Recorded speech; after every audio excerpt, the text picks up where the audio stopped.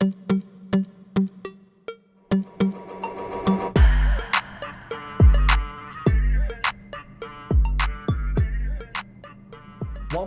newest smartwatch, the OnePlus Watch 2R, has incredible specs. It has a beautiful AMOLED screen, which is 1.43 inches in diameter. It has 600 nits of brightness with peak brightness at 1000 nits. And it also has a pixel density of 326. Inside, it has a 500 mAh battery which boasts up to 100 hours of battery life in smart mode, and it can even go up to 12 days in battery saver mode, and it takes only 60 minutes to fully charge. It comes with a Snapdragon W5 chip which supports Wear OS 4, and it even has 2 GPS trackers. It has all the tracking you need with oxygen levels, heart rate, steps, elevation, direction, and it even has a light sensor to automatically adjust the brightness of your screen. So on paper, the Watch 2R is great, but what did I like most about it? Firstly, with the fast charging, in my testing, when I got the battery percentage down to one digit between 1 and 9, it took about 45 to 60 minutes for it to fully charge, which is exactly how long they said it would take, which is great. Now, I also really like the charging brick because it has a removable Type-C charging cable, where other smartwatches have the cable attached and non-removable. I have to have it standing out the whole time, which is really frustrating because it just looks messy. With this being a Type-C and removable, I just need one cable for my smartphone and now my smartwatch.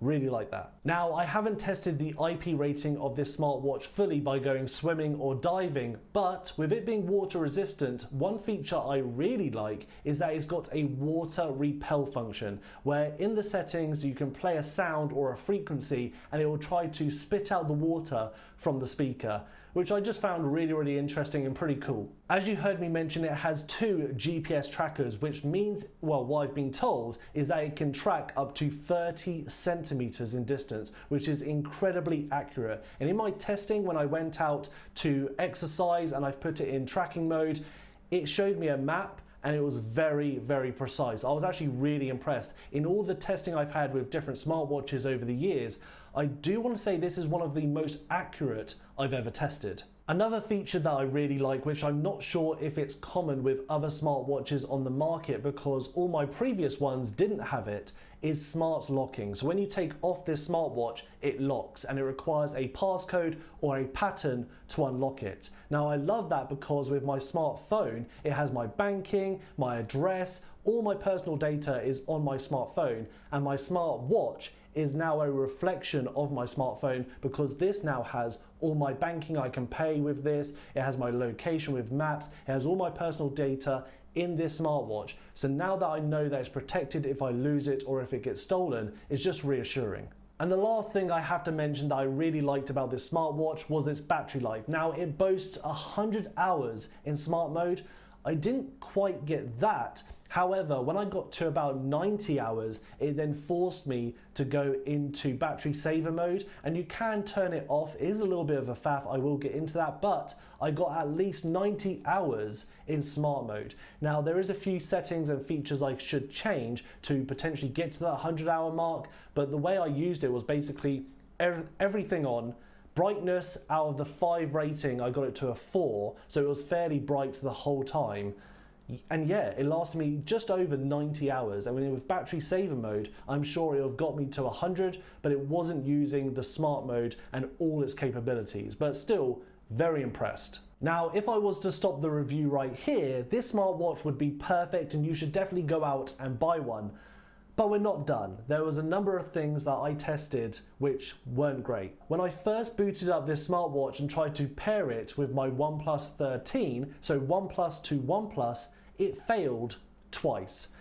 Really weird, especially with the OnePlus earbuds. They connect automatically straight away. You just need to open them. It recognizes that it's OnePlus to OnePlus. Super easy. But with the smartwatch, it was pairing a Bluetooth device to Bluetooth, and it just didn't work twice, which was really weird and yeah, not great. Another weird one is steps. So most smartwatches track steps and you can track them daily or weekly or monthly, whatever. They track them on a daily basis. Now with this smartwatch, of course it does it as well, but you also have an option to track exercise like walking, and the walking gives you metrics like steps, duration, where you went, everything like that. What's weird is in my testing, it didn't add the steps together. So I would have my daily step count and my exercise step count, but they wouldn't combine them, which I just found really weird. And the last thing is calls. It's really cool that you can make calls on it, and it's actually really easy to call someone via the watch. It's really quiet. And I've tried to tinker with the settings, I've even looked at other reviewers and they say the same thing, that it's just really quiet because the speaker is facing down into your wrist, which is not the end of the world. You can make it work, but if it is outside or in a busy place, you're not going to hear them and it just won't work in that scenario. But if you're inside in a quiet room or office, yeah, you can make it work. So even with the few cons, this is still a very appealing smartwatch. And even the cons aren't deal breakers for me. Most of them are set up, and once they've been set up, you won't have those cons ever again. And with the calls, I don't really make calls on my smartwatch, so that's not really a deal breaker for me either.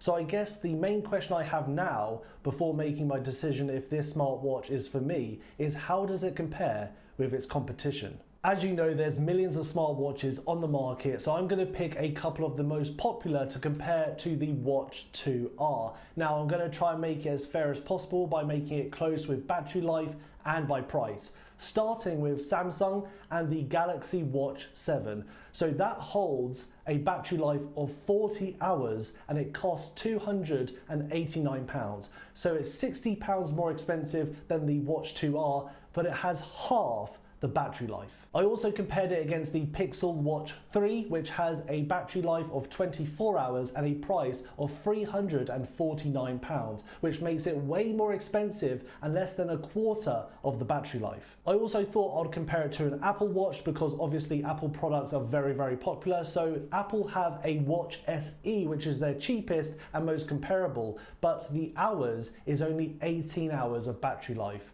which is really, really small, and the price is £219. So it's £10 cheaper, but the battery life is less than a fifth. So there were some comparisons with some of the most popular smartwatches on the market. And as you can see, the Watch 2R holds up really well, especially with price and battery life. So this is one of the best value smartwatches on the market in my opinion. But it's not the only OnePlus watch available. They also currently sell the OnePlus Watch 2. And the only difference between the Watch 2 and the Watch 2R are the materials used to make them. Otherwise, everything else is the exact same. The stats are the same, the features, the sensors, the battery, and even the chips are the same. Because of that, I think it only comes down to 4 different reasons why you'll pick one over the other, starting with looks. With the Watch 2R, it has the same button in the top right as it does in the bottom right, where they both look the same, whereas the Watch 2 has the same button as the Watch 2R in the top right, but the bottom right has a flat button. Function-wise, they work very similar, however looks-wise, slightly different. Also, I mentioned the materials are different, whereas the Watch 2 is made out of stainless steel and has a sapphire crystal as the screen. The Watch 2R is made out of aluminium or aluminum and has a glass screen. So one is more durable than the other, being the Watch 2 is definitely more durable with stainless steel and sapphire glass. And this brings me on to my third point, which is even though they're more durable, they weigh more. So with the Watch 2R, it weighs less. The Watch 2 weighs 80 grams, whereas the Watch 2R weighs 59 grams. Let's call it 60, so that makes it 20 grams lighter. And my last point is price, arguably the most important. So when the Watch 2 was released, it was £329. When the Watch R2 was released, it was £249. That is an £80 difference, making the Watch 2 £80 more expensive than the Watch 2R. However, that's on release. That's not the case right now. Currently, the Watch 2R is for $229, whereas the Watch 2 is $209. So the Watch 2 is now actually cheaper by £20. So when it comes down to it, of the 4 points, it depends which one you value more. Do you value looks, durability, weight, or price? Because they're very, very similar, for me, it'll come down to, because they look very similar, durability and weight. And I feel I lean more towards durability. So I'll be leaning more towards going for the Watch 2, just because of the more durable materials and also a slightly cheaper price. But I would love to know what you guys think. Do you go for more durable? Do you go for lighter? Which one would you pick, the Watch 2 or the Watch 2R? Or is there another smartwatch which I haven't mentioned which you would choose? Let me know down below in the comments. Don't forget to like and share, subscribe if you haven't done so already. And I'll see you guys next time.